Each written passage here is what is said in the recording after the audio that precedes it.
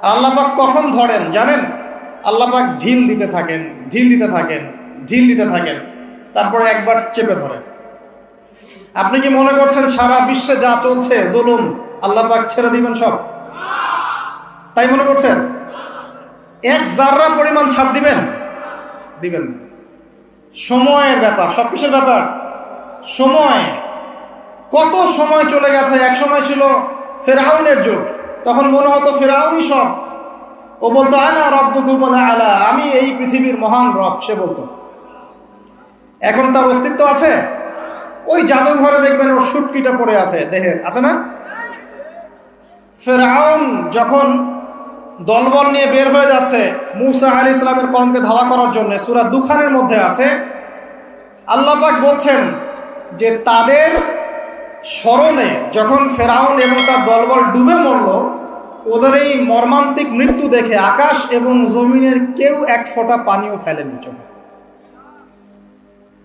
এই আয়াতটা কোরআনে আছে, সূরা দুখানের মধ্যে আছে। একটা সময় ছিল নমরুদের যুগ, মনে হতো সেই সব কিছু। এখন তার অস্তিত্ব আছে? কেউ তার নামও মনে রেখেছে?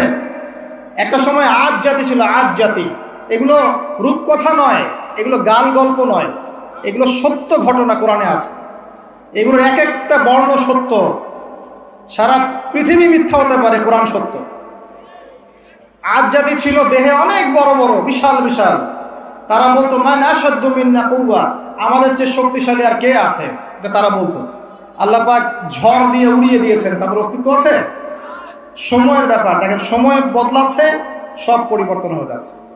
একটা ছিল সামুদ জাতি, সামুদ, এরাও ছিল অনেক বড় বড়, তাল গাছের সমান লম্বা লম্বা। পাহাড় কেটে কেটে বাড়ি নির্মাণ করতো, পাহাড় কেটে বাড়ি নির্মাণ করতো। ওদের অস্তিত্ব আছে? আল্লাহ পাক বজ্রপাত দিয়ে ধ্বংস করে দিয়েছেন। একটা জাতি ছিল সাদুম জাতি, সাদুম, এদেরকে বলা হয় কওমে লূত, মানে সমকামী, হোমোসেক্সুয়াল, মানে নারী নারীতে জেনা করতো, পুরুষ পুরুষে জেনা করতো। নাউজুবিল্লাহ আমরা বলছি, কিন্তু এখন এদের সংখ্যা দিন দিন বাড়ছে সমাজে, এবং এটা কিয়ামতের একটা বড় আলামত। নবী সাল্লাল্লাহু আলাইহি ওয়াসাল্লাম বলেছেন, আমি আমার উম্মতের মধ্যে ভয় পাই কয়েকটা বিষয়। এক নাম্বার ভয় পাই, আমার উম্মত রিয়া করবে, রিয়া, লোক দেখানো আমল করবে। দুই নাম্বার ভয় পাই, আমার উম্মত মূর্তি পূজারীদের সাথে মিশে যাবে, আমার উম্মত মূর্তি পূজা করবে। নবী সাল্লাল্লাহু আলাইহি ওয়াসাল্লাম বলেছেন এই কথা, হাদিসে আছে, দেখে নিয়েন। তিন নাম্বার তিনি বলেছেন, আমি ভয় পাই আমার উম্মতের উপরে যে আমার উম্মতের একটা অংশ সমকামী হয়ে যাবে, এবং দিন দিন এটা বাড়ছে। তো একটা কম ছিল সাদুম জাতি, সাদুম, এরা ছিল জর্ডান, যে দেশটার নাম আছে জর্ডান, এই জর্ডানের পাশে একটা সাগর আছে, ডেড সি বা মৃত সাগর, এখানে ওরা বসবাস করত। এরা হোমোসেক্সুয়াল ছিল। তারা তখন বলতো আমরা পবিত্র, কে আছে আমাদেরকে শাস্তি দিবে, হে লূত তুমি যদি পারো আল্লাহর শাস্তি নিয়ে আসো, এরকম করে বলেছিল। যদি পারো আল্লাহর শাস্তি নিয়ে এসে দেখাও। আল্লাহ রাব্বুল আলামিন দুইজন ফেরেশতাকে পাঠিয়েছিলেন, জিবরাইল, মিকাইল। ওই জায়গাটাকে পাখা দিয়ে তুলে আসমানে উঠিয়ে আবার জমিনে ধসিয়ে দিয়েছে। এটা রূপকথা নয়, এটা কোরআনে বলা আছে। ওদের অস্তিত্ব কি এখন আছে?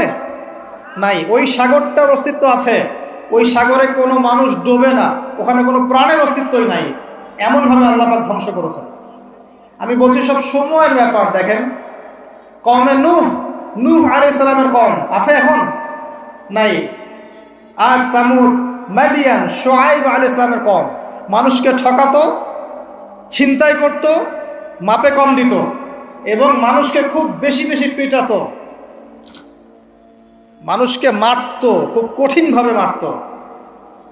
এখন কিন্তু এই সুন্নাত চলছে, মানুষকে কঠিনভাবে মারা হয়। তো এই সুন্নাতটা শুআয়ব আলাইহিস সালামের কওমের, এবং সেই কওম প্রথম কওম যাকে আল্লাহ পাক পৃথিবীতে ভূমিকম্প দিয়ে ধসিয়ে দিয়েছেন। তো এদের অস্তিত্ব কি এখন আছে? নাই। আমি বলতে চাচ্ছি যে জুলুম, জালেম, মাজলুম এগুলো চিরস্থায়ী নয়, আপেক্ষিক বিষয়। একটা সময় যাচ্ছে, আরেকটা সময় আসবে, আবার এই সময় চলে যাবে, আরেকটা সময় আসবে, পৃথিবী এভাবে চলতেই থাকবে। এর মধ্যেই পরীক্ষা, এর মধ্যেই দুনিয়ার জীবনে পরীক্ষা। আপনাকে আমাকে হকের উপর থাকতে হবে, সালাত আদায় করতে হবে, কোরআন সুন্নাহ মেনে চলতে হবে, পারিবারিক আদর্শ ঠিক করতে হবে, সবকিছু জাহিলিয়াতে ডুবে গেলেও আপনাকে ঠিক থাকতে হবে, এটাই পরীক্ষা। কিয়ামতের মাঠ আছে বলেই কোনো জালেম পার পাবে না। পার পাবে? কোনো মাজলুম এর অধিকার খর্ব হবে না। কিয়ামতের মাঠে তার অধিকার তাকে পুষিয়ে দেওয়া হবে ইনশাআল্লাহ। এই পৃথিবীটা চূড়ান্ত হিসাব নিকাশের জায়গা নয়। আমরা যারা এটা মনে করছি যে হতাশ হয়ে গেলাম, আমরা মুসলিমদের আজকে কি হয়ে গেল, আমরা এখন পৃষ্ঠপোষণ করছি, আমাদের শিক্ষা ক্ষেত্রে দুর্বলতা, আমরা অর্থনৈতিক ক্ষেত্রে দুর্বল হয়ে যাচ্ছি, মুসলিমদের মধ্যে ঐক্য নাই, হ্যাঁ, আমাদেরকে ইসলামের শত্রুরা ডমিনেট করছে, সব দিকে মনে হচ্ছে যেন কোন ঠাসা মুসলিমরা, এমন মনে হচ্ছে না? কিন্তু আল্লাহর কসম করে বলছি যে এই সময়টা চিরস্থায়ী হবে না। আল্লাহ পাক লিখে রেখেছেন কিভাবে প্রেক্ষাপট পরিবর্তন হবে, কার মাধ্যমে হবে, কিভাবে হবে, আল্লাহু আলাম, আমরা জানি না। এতটুকু আমরা জানি যে এগুলো চিরস্থায়ী নয়। অতএব মুসলিমরা কখনো হতাশ হবে না। কি হবে না? হতাশ হবে না। মুসলিমরা পড়াশোনা করবে, প্রচুর পড়াশোনা করবেন, পড়াশোনা করতে থাকবেন। আমি অনেক দিন বলেছি সাবজেক্টগুলো, আপনাদেরকে আবার বলছি।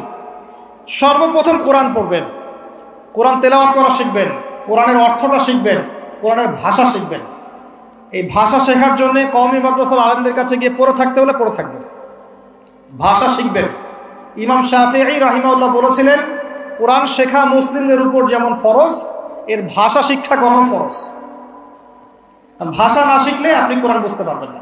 কোরআন পড়া হয়ে গেলে বা পড়তে পড়তে একটা ভালো লেভেলে চলে গেলে আপনি এই যে নাহু সরফের কিতাবগুলো শেষ করবেন। তারপরে আপনি চলে যাবেন হাদিসের বইয়ে। হাদিসের ছোট ছোট বইগুলো আগে পড়বেন, আগে বড় বড় বই পড়বেন না। অনেকেই ভুল করেন আপনারা, আমাদের যুবক ভাইরা একটু বেশি ভুল করে এখানে।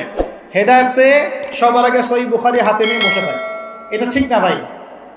এটা কেন ঠিক না আপনি এখন বুঝতে পারছেন না, কারণ আপনি এক লাফ দিয়ে তো মেডিকেল সায়েন্সের বই পড়তে পারবেন না। আপনাকে গ্র্যাজুয়ালি যেতে হবে। প্রথমে আপনি পড়বেন হাদিসে আরবাঈন, এরপরে পড়বেন আপনি রিয়াদুস সালেহিন, বুলুগুল মারাম মিন আদিল্লাতিল আহকাম, মিশকাতুল মাসাবিহ, এই টাইপের বইগুলো আগে পড়বেন। তারপর আস্তে আস্তে আপনি যাবেন আবু দাউদ, তিরমিজি, নাসাই, পরে যাবেন বুখারী, মুসলিম। একটা সিস্টেম তো আছে, নাকি হঠাৎ করে লাভ দিয়ে আপনি একদম অনার্সে ভর্তি হয়ে যাবেন? হবেন? এটা কি হয় কখনো? তো এভাবেই এই যে ফয়জুল কালাম, আপনার মুনতাখাব হাদিস, এই টাইপের বইগুলো আগে পড়বেন, পরে আপনি বড় বড় বইগুলো পড়বেন। হাদিসের বই পড়া শেষ, ইতিহাসের বই পড়বেন, ইসলামের হিস্ট্রি সব বইগুলো পড়বেন।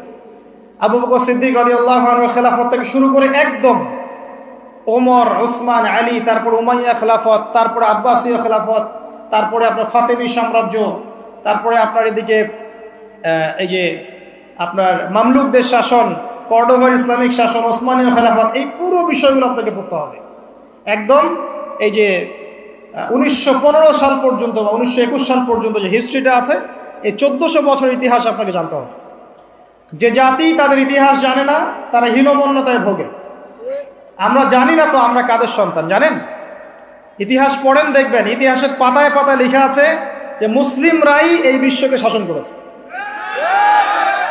হিস্ট্রির পাতায় পাতায় লেখা আছে। এখন এই কথাটা কারো মাথায় নেই, এটাই বাস্তব। অতএব ইতিহাস পড়তে হবে আপনাকে। ইতিহাসের পরে আপনি পড়বেন ফিকহ। ফিকহ মানে হচ্ছে গভীর জ্ঞান। ফিকহের যে ক্লাসিক্যাল বইগুলো আছে, হানাফি মাযহাবের, অন্যান্য মাযহাবের, এইগুলো আপনি পড়বেন।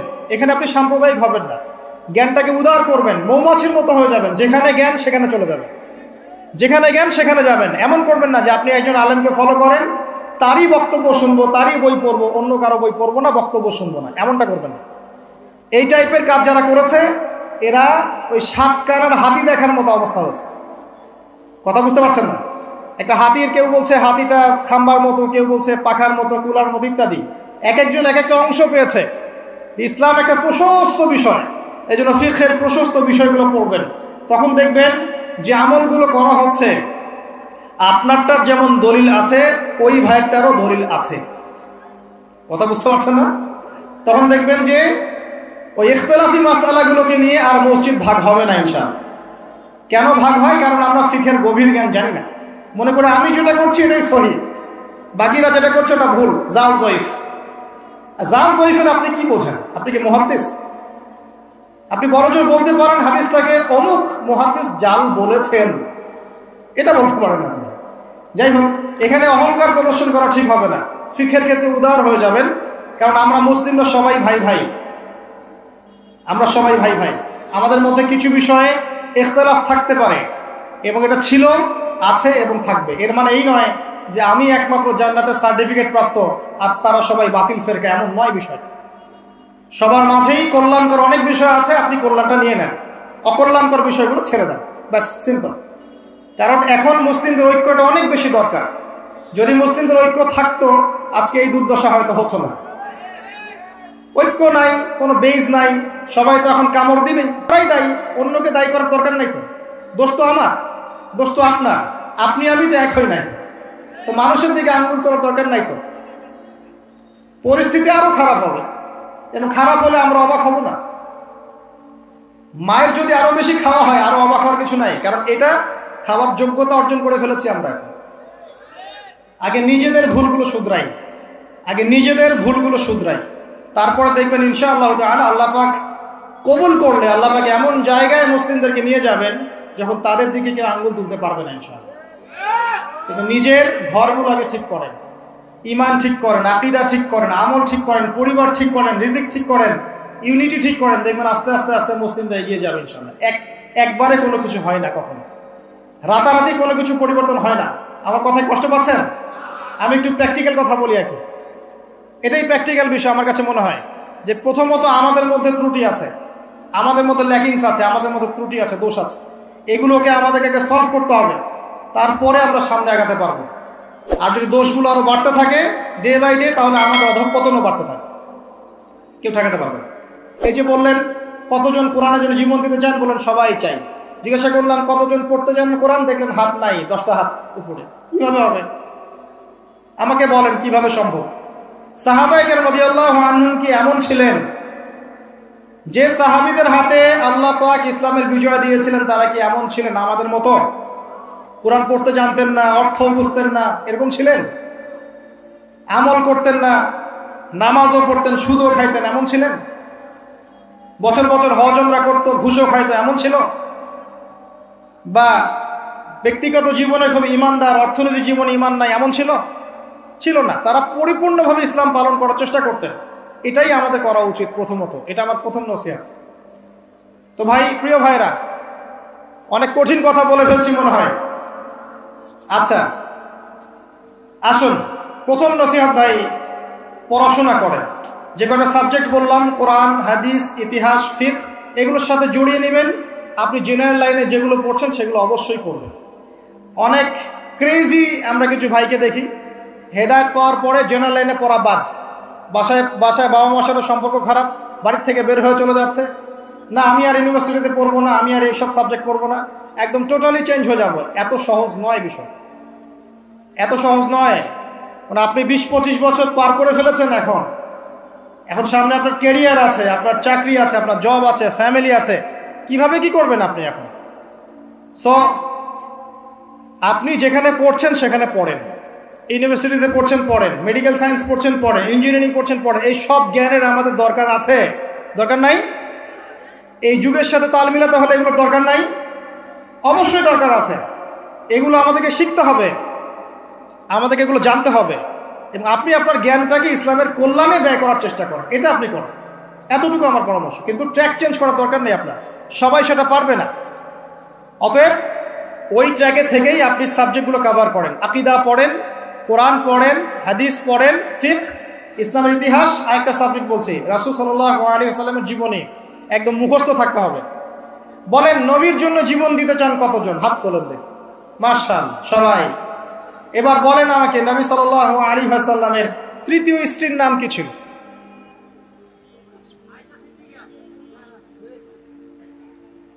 কে বলেছেন? আপনি আমার কাছে একটা হাদিয়া নিয়ে যান আজকে। একজন ব্যক্তি সঠিক উত্তর দিয়েছে। আপনি কি দেখতে পাচ্ছেন নবীর প্রতি কত ভালোবাসা আমাদের? একজন উত্তর দিতে পেরেছে। এই হচ্ছে বাস্তবতা। অতএব বাস্তবিক হয়ে যান। নবী সাল্লাল্লাহু আলাইহি ওয়াসাল্লামের জীবনী মুখস্থ করবেন আগামী রমাদান আসার আগেই। হাত তোলেন, কথা দেন, পারবেন ইনশাআল্লাহ? দুটো ওয়াদা করেছেন, কোরআন পড়া শিখবেন আগামী রমাদান আসার আগেই, রাসূলের জীবনী পড়া শিখবেন, শুধু না মুখস্থ করবেন। পারবেন ইনশাআল্লাহ? ইনশাআল্লাহ। একদম ছোটস্থ নবী সাল্লাল্লাহু আলাইহি ওয়াসাল্লামের জন্ম, মৃত্যু, কত বছর মক্কায় ছিলেন, কত বছর মদিনায়, কখন তিনি হিজরত করলেন, কখন তায়েফে গেলেন, কখন বদর, কখন হুদ, টোটাল বিষয় আপনার মুখস্থ থাকতে হবে। পারবেন ইনশাআল্লাহ তাআলা। আল্লাহ পাক তৌফিক দান করুন। তখন সত্যিকারের আশিকে রাসূল হতে পারবো। এখন শুধু কথায় কথায় আশিকে রাসূল বলে লাভ নেই। আমার কথা কষ্ট পাচ্ছেন? বাস্তবতা এরকম ভাই। জানেন ইসলামের বিরুদ্ধে যারা কাজ করে তারা 24 ঘন্টা পরিশ্রম করে। আপনি জানেন যারা ইসলামের এগেইনস্টে কাজ করে, বিরুদ্ধাচারণ করে, ইসলাম মুসলিমদেরকে ডমিনেট করতে যায়, এরা 24 ঘন্টা কাজ করে, 1 সেকেন্ড রেস্ট নেয় না। গোছানো কাজ, মেহনতের কাজ, জবাবদিহিতামূলক কাজ, কোনো দুর্নীতিহীন কাজ। ওদের উদ্দেশ্য হচ্ছে ইসলামকে দুনিয়া থেকে মিটিয়ে ফেলে দেবে। আর আমরা মনে করি যে আমরা তো মাশাআল্লাহ জান্নাতের সার্টিফিকেট পেয়ে গেছি, আমরা মরলেই জান্নাত নিশ্চিত, তাই না? আমরা আল্লাহর একদম কবুলিয়ত প্রাপ্ত, আমরা নবী সাল্লাল্লাহু আলাইহি ওয়াসাল্লামের খাঁটি উম্মত, আমাদেরকে কে ঠেকায়? আমাদের ভাবখানা এমন। এই চিন্তা করতে করতে বিগত 100 বছরে আজকে আমাদের অবস্থা হয়েছে। একদিনে হয়নি, বিগত 100 বছরের অবস্থা হয়েছে। এর মাঝখানে শ্রম দিয়েছেন ওলামায়ে কেরাম, একদম শ্রম ঢেলে দিয়েছেন। কিন্তু ওলামায়ে কেরামের একার শ্রম কি যথেষ্ট হবে? শুধু ওলামায়ে কেরামকে নিয়েই কি পুরো জাতি? সবার ভূমিকা আছে না এখানে? এই কথাগুলো একটু বোঝার চেষ্টা করবেন। আল্লাহ পাক আপনাদেরকে বোঝার তৌফিক দান করুন, আমিন। আমরা সবাই একটা জাতি, আমরা কেউ কারো শত্রু নই। দেশের আলেম, প্রশাসন, গভর্নমেন্ট, সাধারণ জনগণ, যুবক যুবতী সবাই মিলে একটা বডি। আমরা কেউ কারো শত্রু নই। আমাদের একজনের গায়ে আঘাত লাগলে আরেকটা অঙ্গ ব্যথা পাবে, এটাই আমাদের চরিত্র হওয়া উচিত। আমরা সবাই মিলে একটা বাঙালি জাতি, পুরো জাতি। আমরা কি জাতির অংশ নই? আল্লাহ পাক আমাদেরকে বোঝার তৌফিক দান করুন। আমরা দোয়া করি, আল্লাহ তুমি আমাদের এই দেশটাকে শক্তিশালী করে দাও, এবং আমাদের দেশের প্রত্যেকটা মুসলিমকে আল্লাহ তুমি কোরআনওয়ালা বানিয়ে দাও, নবী সুন্নাহওয়ালা বানিয়ে দাও, এবং ইসলাম বিরোধী অপশক্তিগুলো থেকে আল্লাহ তুমি আমাদেরকে হেফাজত করো। আমাদের মধ্যে ইউনিটি দান করো, ঐক্য দান করো, হৃদ্যতা, ভালোবাসা দান করো, এবং স্বচ্ছতা, অনেস্টি দান করো, সততা দান করো। আল্লাহ পাক কবুল করুন, আমিন।